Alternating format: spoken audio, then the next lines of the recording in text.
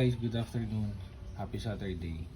For today's video, samahan nyo ako maglinis ng catalytic converter ng sasakyan natin. Number 1 kaya natin lilinisin, medyo mabaho na yung amoy nung hangin o yung usok na lumalabas sa tambucho. Although wala naman siyang usok na visible, pero yung amoy niya, amoy rotten egg. So pagka ganon, ang cause nun yung catalytic converter, dala ng syempre diesel yung sasakyan natin, mas nag-accumulate ng carbon doon sa catalytic converter. So tara guys, samahan nyo kung linisin natin siya ngayong araw na to. Una, tatanggalin natin yung ilalim ng catalytic. Gagamit tayo ng 19 na pantanggal. So guys, andito na tayo sa ilalim. Ito yung catalytic converter natin. So 4 yung tornilyo na yan. So mag-iingat kayo kasi medyo talaga mabigat to. Hindi biro yung bigat niya. Kasi ibang klaseng bakal yan eh. Imagine sa kanya lumalabas talaga yung unang init ng buga ng makina. So number 17 to. So yan lang naman yung luluwag. Counterclockwise lang naman. So may gasket yan, may pinaka metal gasket yan sa gitna. Yan. So huwag nyo kakalimutan na maibalik yan pag natanggal.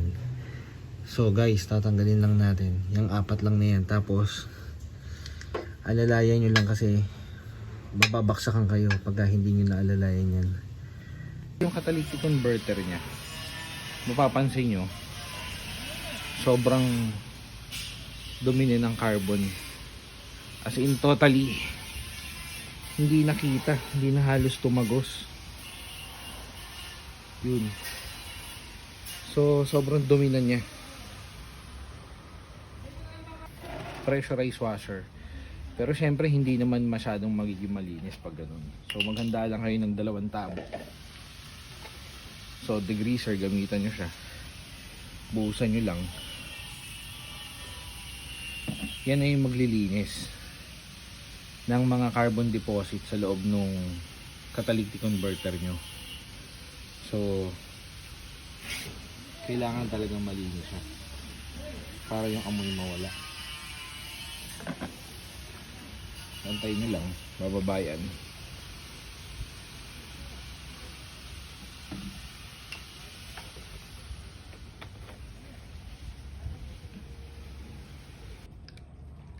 So ayun na yung dumi. Makikita nyo sobrang dumi. So antayin nyo lang kasi bago ma-absorb, bago lumusot dun sa filter nyo sa loob, medyo matagal. So antayin nyo lang. Kasi yun yung pinaka best tsaka pinaka magandang panglinis sa kanya. Gamitan talaga ng engine degreaser para talagang yung carbon nya patanggal.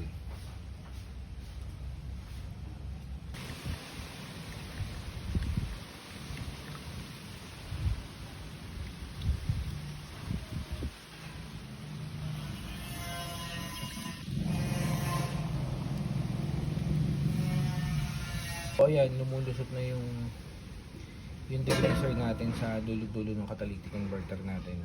So mamaya papakita ko sa inyo yung malinis na filter niya na sa loob. So pag yung catalytic converter nyo barado, yan din yung mga cause ng medyo may kain sa diesel, may kain kayo sa gasolina nyo kasi syempre pagka umapa ka sa gas, yung yung power nung paglabas ng hangin dun sa tambucho niya, dadaan dito talaga sa catalytic converter nyo.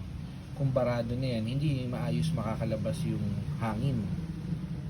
So magkokos yan na medyo may delay, tsaka hirap yung inyong sasakyan. So kung mapapansin nyo kanina nung nilagyan natin siya ng degreaser, ayaw lumusot. Unlike ngayon, medyo magaang-gaan yung paglusot niya. Dumi. Ganyan kadumi yung lumalabas. So isasalin nyo lang yan dito sa dulo. Kahit medyo maitim na yan, yung pinaka chemical ng degreaser nandiyan pa rin naman.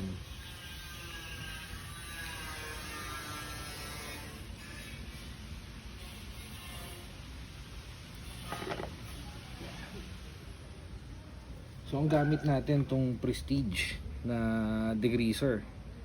So sobrang effective niya, sobrang ganda niya gamitin. Pag nasa ilalim kayo ng sasakyan, wag na wag niyo kakalimutan maglagay ng safety goggles. So yan, kung mapapansin nyo, lumusot na siya ulit. So salin nyo lang ng isalin bago nyo banlawan ng tubig. Kung may compressor kayo, pressurized washer kayo, much better. Pero pagka ginamitan nyo naman itong degreaser, talagang lahat ng carbon buildup sa loob ng catalytic converter nyo talagang tanggal. Sobrang baho ng usok. Actually yun nga, hindi naman visible yung usok, pero sobrang baho nung buga ng hangin ng sasakyan sa tambucho nyo. Kapag marumi yung ano nyo, catalytic converter nyo, as in totally mabaho, tsaka yun nga, medyo may delay sa power. Although kahit condition yung sasakyan, hindi nyo mararamdaman yung delay ng power niya. Kaya lang, syempre may epekto pa rin to sa konsumo.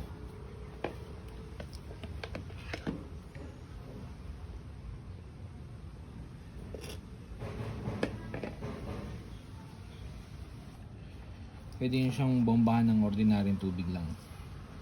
Yan, makikita nyo yung bugay niya sa ilalim. Sobrang dumi.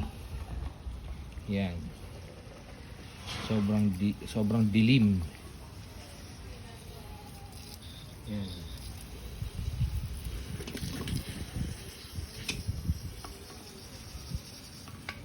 So yan yung mga carbon deposit na naipon dyan, na nililinis ng degreaser,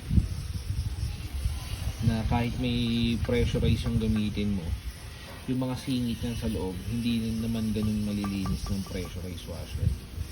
Kaya pinakamaganda, may chemical ka na panlilinis. Ngayon kung may compressor ka, pambaldaw, maganda yun. So yan, makikita nyo yung itim.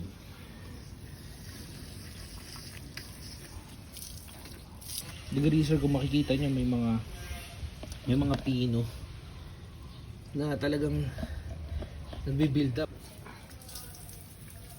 Yes, bababaran pa uli natin siya ng degreaser para talagang lumambot yung mga nakadikit sa loob na carbon. Ano yan guys mga sir, mahirap tanggalin yung carbon niya kasi pinong-pino. Tapos nakasabit siya sa filter kasi. Ingatan nyo yung mata nyo, kaya magsosot kayo ng safety goggles kasi yung degreaser chemical yan eh.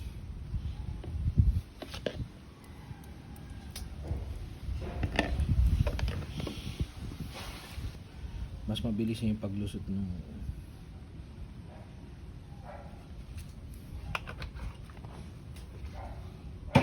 degreaser natin.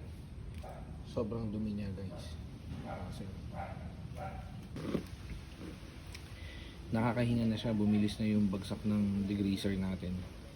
So pangalawang ano yan, pangalawang linis ng degreaser. Kung makikita nyo ilalim, ang bilis na yung pag tulo ng tubig niya, ang degreaser niya. So yan, mas mabilis na nakakahinga yung mga fins niya sa loob.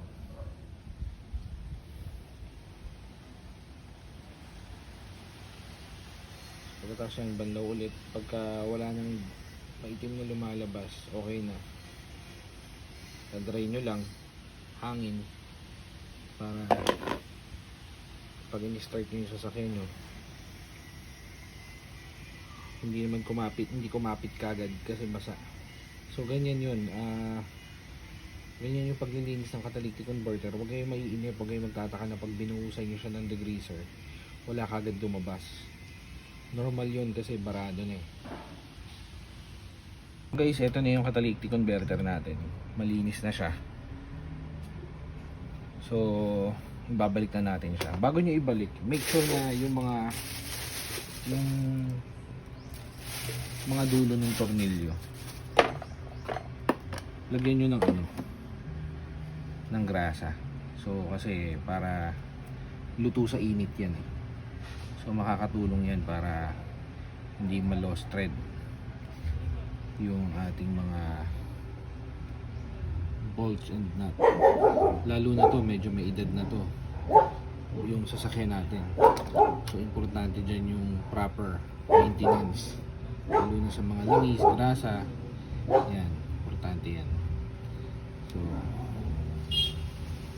So yun, babalik na natin siya. Naiwan naman yung stud niya dun sa pinaka engine side. So may markings naman yan. So yun, babalik na natin siya. May gasket doon sa upper side ng engine. So may gasket din dito. Metal gasket yan. So huwag mong kalimutan. Nagrasahan din yung mga bolt and nuts. So okay na siya. Nawala na yung amoy niya. Sa grease na gamit natin, magandang gamitin yung recommended ko yung top 1 na high temp grease. Sa mga bolts and nut, engine, sa lahat pwede siyang gamitin, hindi basta-basta nasusunog yung grasa niya. So long life kahit sa water. Tapos guys, yun, thank you sa time. Pa-like, share, and subscribe. Papindot na rin yung notification bell para updated ka kada may video tayo na gagawin. So pag may tanong kayo, ganun lang.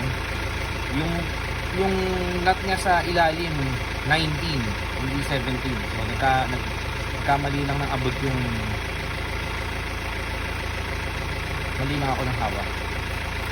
Thank you guys.